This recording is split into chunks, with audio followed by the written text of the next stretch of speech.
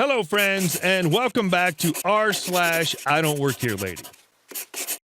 And our story about the entitled crazy Karen in the computer game store. See how dangerous it is to wear a tie? I work in IT. Classically, the attire from my department has been very casual, but we recently got a new department head who's taken it upon himself to kick it up a notch. This means that I have gone from wearing a polo shirt and jeans to slacks and a button-down with a tie. To complete the image of me, let it be known that I'm mid-20s, white guy, long straight hair and short beard, close cropped, just around my mouth. Now my office is located close to a strip mall, and one of the shops in it is a video game store. You guys probably know this place. It's a large chain, and the employees there all dress in black polo shirts with the company branding on them. Even the managers dress in this. Nobody in there is wearing a tie, except me. I like to browse the shelves during the last half hour of my lunch break, and this is something I've been doing once or twice a week for nearly the entire 4 years that I've held my current job. I'm on a first-name basis with several of the employees there. So one day, after my department head became a fashion critic, I'm in this store looking through the shelves of used games. It's a little busy for a midweek afternoon. The two employees here are both dealing with customers. I'm staring at a shelf, dimly contemplating maybe picking something up. Maybe. I don't know. I have a couple games already that I haven't started yet. I went out to eat a lot last week too, so maybe I shouldn't spend too much. But then again, this one's marked way down and it's supposed to play pretty quick. When I noticed that a couple of the game cases are out of alphabetical order, being just a little OCD about things like this, I begin shuffling them around to correct it. Suddenly, I hear someone loudly and curtly clear their throat behind me. I turn and am met with the pink face of a middle-aged woman in a floral blouse. She's brandishing a copy of Dante's Inferno on Xbox 360, and a silent, pudgy, dead-eyed preteen boy in a Slayer t-shirt is standing behind her, staring mindlessly at nothing. "Excuse me, sir. I have some questions about the level of violence in this game, and my son needs that pair of headphones on the top rack." I can see that this lady's in trouble. She carried herself with an air of entitlement and spoke to me as if I was an idiot.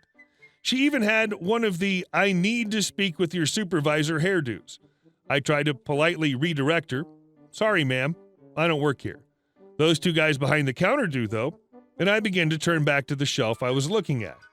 She scoffs. "Well, that's hardly an acceptable way for someone to treat a customer, especially for a manager. Now listen, Sonny, you're going to help me out, or I'll call your corporate office and tell them about the atrocious level of service here." Wow, I hadn't been spoken to that way since elementary school.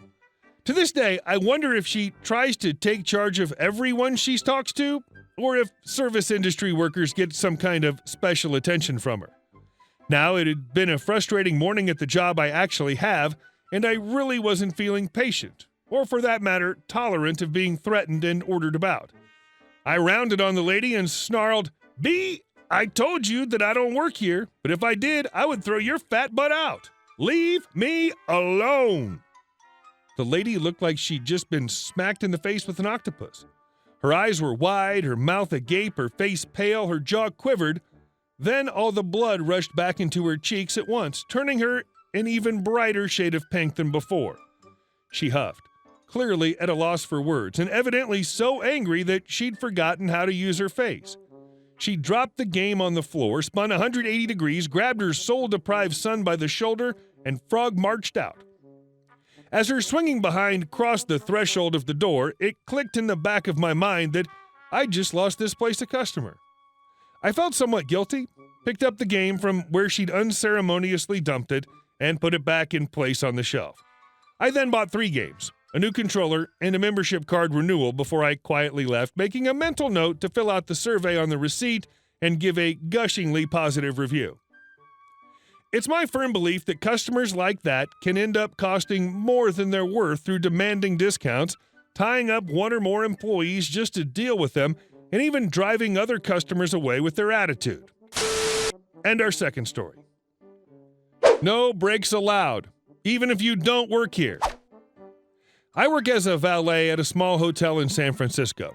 So small, we don't have our own garage. As such, we park our cars at a public garage next door. This leads to so many I don't work here ladies that I could probably fill my own subreddit.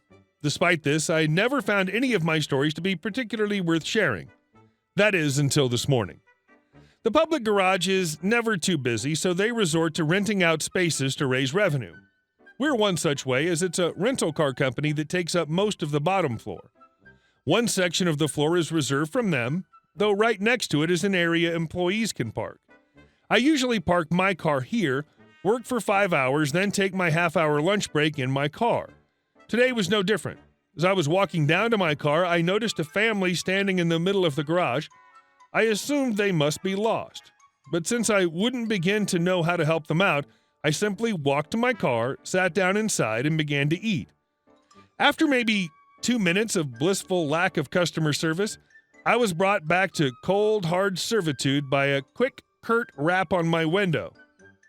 I looked up just in time to see the matriarch of the family glaring at me. I turned on the electricity in the car, rolled down the window, and, very politely I may add, asked, "Yes?"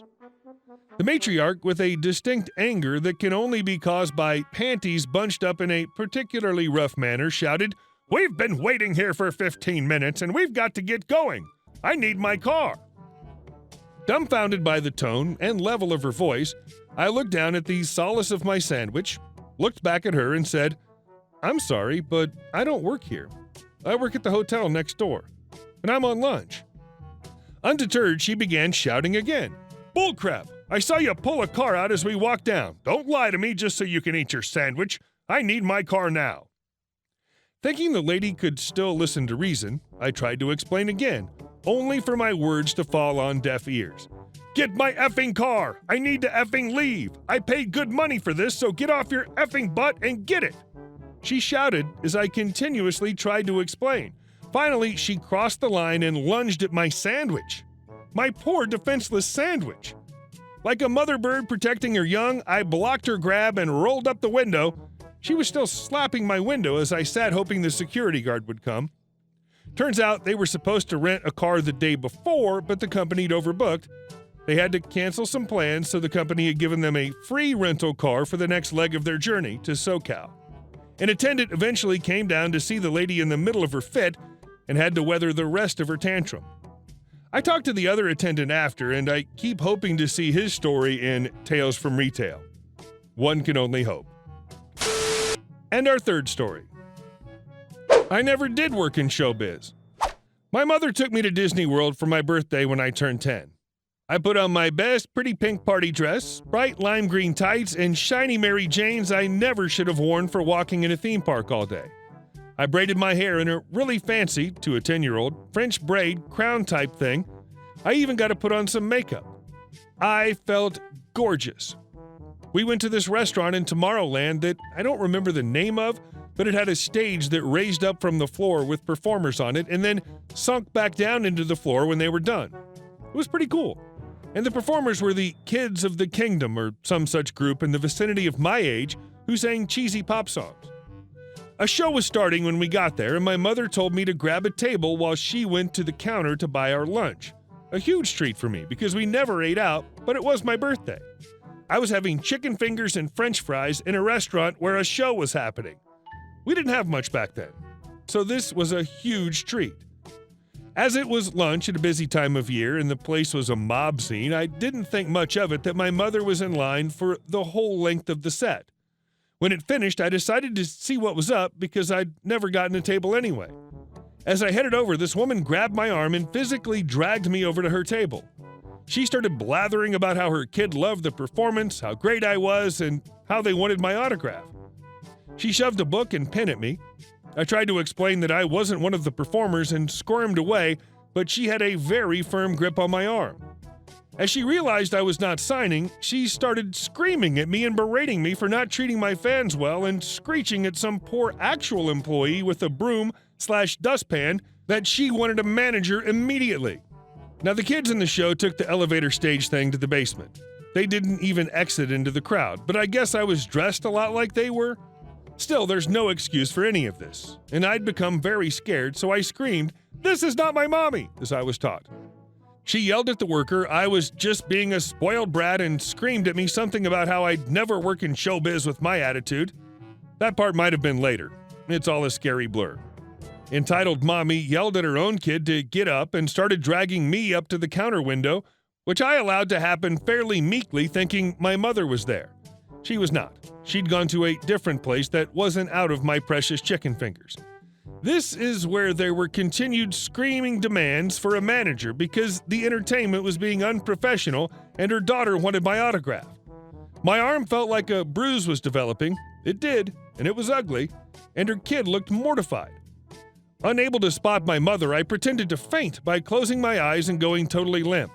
She was gripping me so hard, I didn't even fall. Then she started trying to pull totally limp me up to standing. That hurt.